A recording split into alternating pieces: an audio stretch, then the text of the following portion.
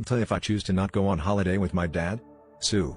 I am 24, still live at home with my dad, stepmom and two step-siblings, a stepsister aged 23 and stepbrother aged 16. Every 2 years, my dad and stepmom organize a family trip to a new country for our whole family to go to.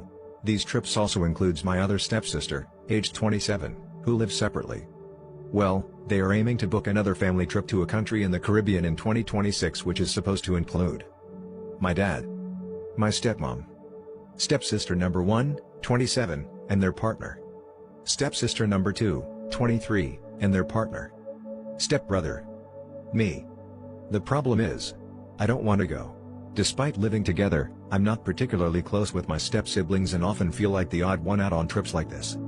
I would also love to travel to Europe in the summer with my friend and his family, who have invited me, but my limited amount of time off available from work would mean that I would have to cut this short if I choose to go to the Caribbean as well. I had convinced myself to prioritize me and go on the trip that I wanted to go on, but I have started to have doubts. My dad would love for me to go on this trip with him. He gets on well with my step-siblings but is of course much closer with me.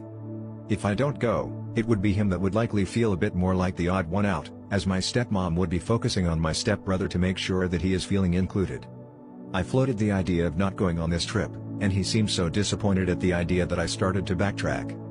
He really is a great dad, who has done so much for me in my life. Part of me feels like the least I could do to repay him is go on this trip to make him happy.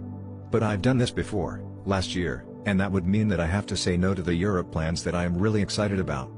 So WIBTA for choosing to not go on the trip with my dad to instead go to Europe with my friend's family?